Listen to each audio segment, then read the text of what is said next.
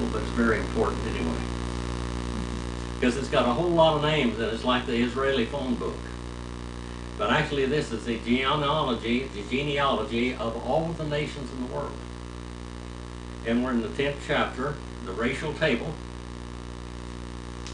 in the Bible. 10th chapter of the book of Genesis, book of beginnings. Now these are the records of the generations of Shem, Ham, and Japheth, the sons of Noah. Sons were born to them after the flood. The sons of Japheth were Gomer. All right, so that's Germans. That's Germany. And Gomer and Magog. The Magog, some people say Russia, and the Gomer was basically the British Islands,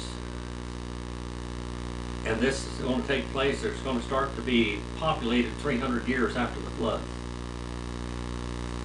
Gomer, Magog, which is actually a part in Turkey, and Madai, and that's Medo-Persia, and Javan. This is around Greece and the Greek islands, and Tubal. Tubal is Persia, and Meshach. Also, some people have said Moscow, the Russians, and also it is very close to Armenia, and Tyrus.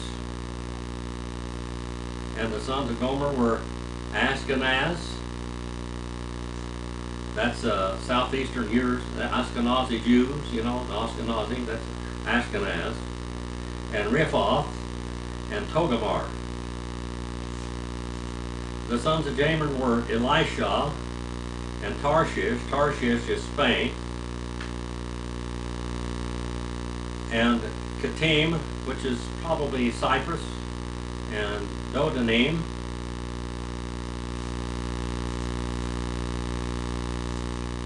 Around in the area of Greece. And from these, the coastlands of the nations were separated into their lands. Everyone according to his language, according to their families, into their nations. And it talks about what was going to take place here. Everyone would go according to their nations, and this is when God confused the languages.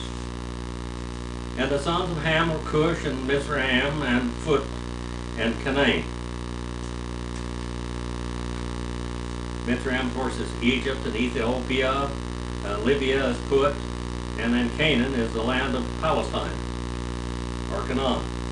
The sons of Cush were Sheba, and again that's over in Africa, Ethiopia, and Havilah, and Sabath, and Ramah, and Sabika, and the sons of Ramah were Sheba and Dedan.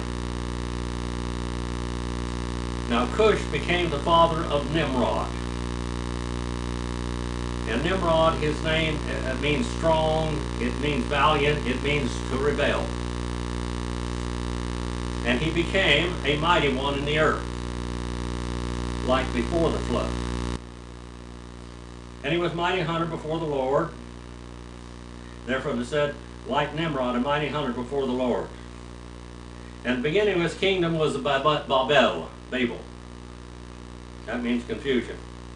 And Iraq and Akkad and Calneh and the land of Shinar. And from that land went forth into Assyria and built Nineveh and Rehoboth Kalah. And Resen between Nineveh and Kalah, this is a great city. And Mitzrayim means what? Red bun. The land of red mud and canal banks, that's Egypt. Became the father of Ludim, and Ananim, and Lehabim, and Naphtatuhim. Parthusim, Lusim, and from there came the Philistines. There's when we get the word Palestine from the Philistines. And Kaphtorim. Captorim is basically the around the island of Crete.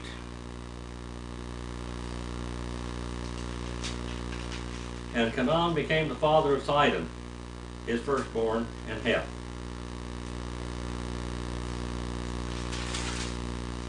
And by the way, Nimrod founded Akkad and Akkad in Mesopotamia. And the Jebusite and the Amorite. The Jebusites were, that's Jerusalem. And the Amorite, and the Girgashite, and the Hivite, and the Archite, and the Sinite. The Sinites around Mount Sinai. And the Arvadite, and the Zamorite, and the Hamathite, and afterward the families of Canaan, of the Canaanite, were spread abroad. And the territory of the Canaanite extended from Sidon as you go toward Gerar. And remember now, the earth has not been divided yet, but it's going to be.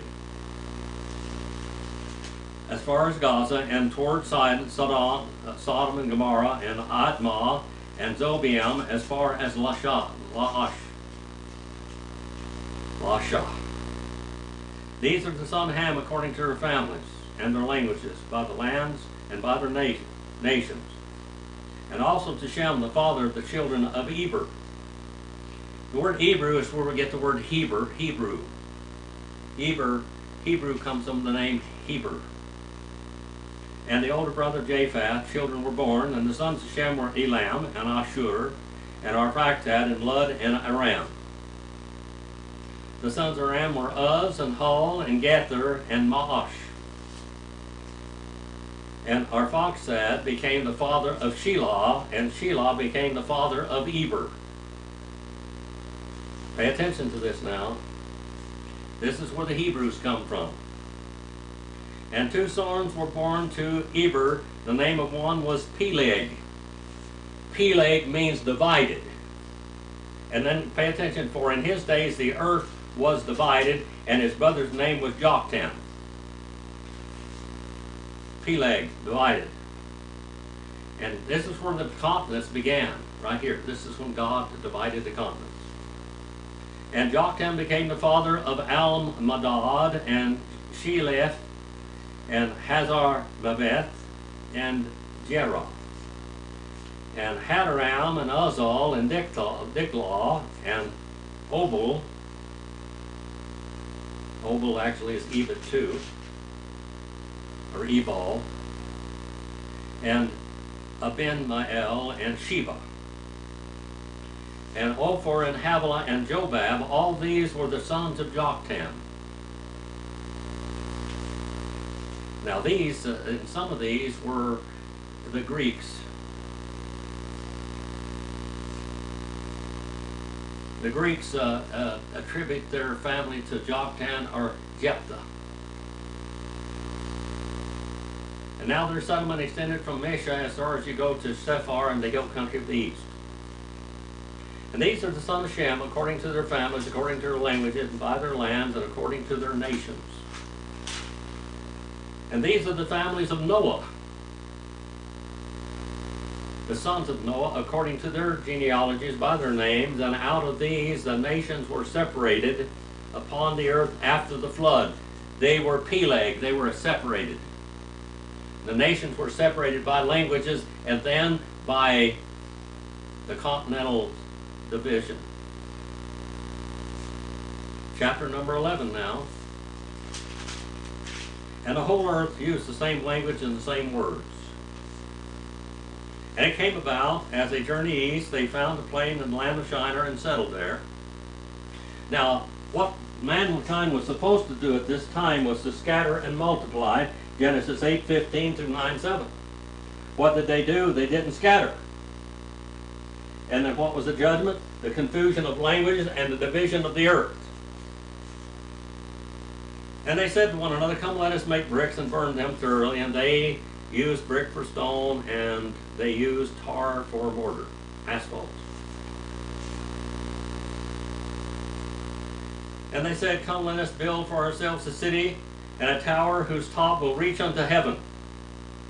And let us make for ourselves a name, lest we be scattered abroad over the face of the whole earth. They wanted to build a city so tall and a monument so tall that they could see it from wherever they were. There's a curvature of the earth, but you could see this tall, tall city. This is a monument now. The name Shem means monument now, but now we have Nimrod building a monument. And the Lord came down to see the city and the tower which the sons of men had built. It's done. It's done. It's not finished. They weren't in the process of it. It has been done. It was finished. Now this word here, the Lord came down, that means, that is what we call a condescension. That God, He's omnipresent. He's omnipowerful, and He knows all things. So why did He have to come down, except that God wants us to know that God saw it. The Lord came down to see the city and the tower which the sons of men had built. And the Lord said, Behold, they are one people, and they all have the same lip. They all have the same lip. They all have the same language. And this is what they began to do, and nothing which they propose to do will be impossible for them. Verse number 7, come let us go. This come let us go, this is a plural word. It means three or more. And come let us go, the whole Trinity, Elohim, said let's go down and confuse their languages that they may not understand one another's speech. And so the Lord scattered them abroad from there over the faces of the whole earth, and they stopped building the city. Now the tower had already been built, but the cities around that, the homes around it were stopped. And not only that, but there's going to be a whole lot of shaking going on, because God is going to start dividing the earth. And division of the earth is earthquakes. Therefore its name was called Babel, because the Lord confused the language of the whole earth. From there the Lord scattered them abroad the faces of the whole earth.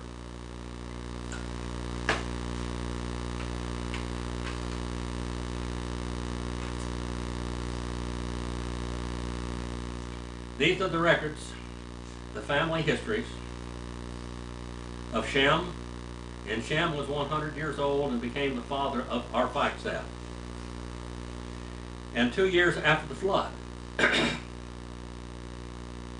And Shem lived for 500 years after he became the father of Arphaxad, and he had other sons and daughters.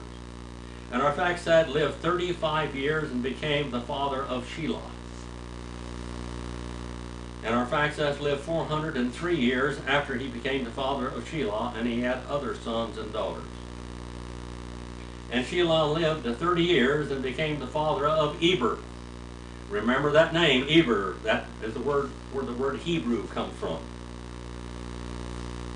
And Shelah lived 403 years after he had become the father of Eber. He had other sons and daughters.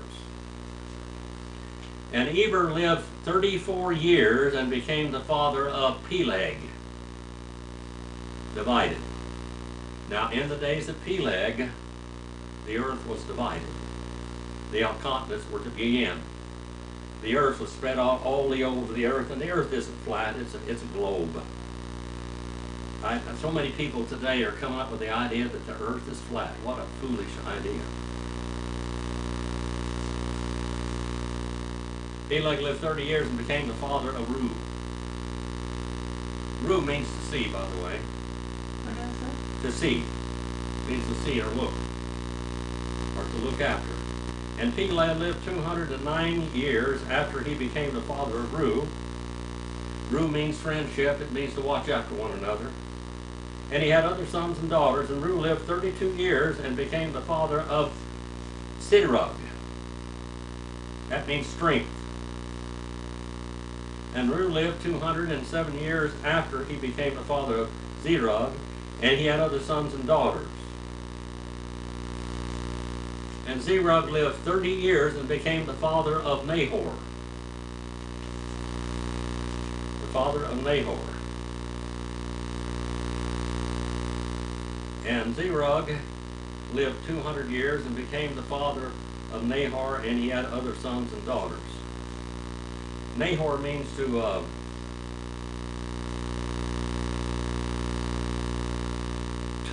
listen, to conquer, to pierce, to slay. And Nahor lived 29 years and became the father of Terah. Terah means wandering. It means to walk. It means to walk the earth. And Nahor lived 119 years after he became the father of Terah, and he had other sons and daughters. And Terah lived 70 years and became the father of Abram, Nahor, and Haran. All right? The father of Abram, Nahor, and Haran. And these are the records of the generation of Terah. Terah became the father of Abram, Nahor, and Haran, and Haran became the father of Lot. Now, Lot's a pretty important character.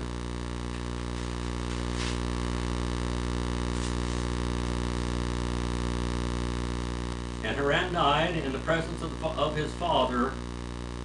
This is the first time since the garden, as far as I know, that it's recorded that a father saw his son die. Children are supposed to outlive their parents. Haran died in the presence of his father,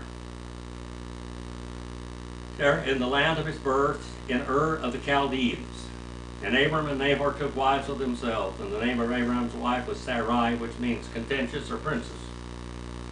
Contentious means to struggle, means to fight. And the word prince or princess comes from that, and a prince has to fight to get there, become a prince. And the name of Nahor's wife was Milcah, the son of Haran, and the father of Milcah and Ishkah.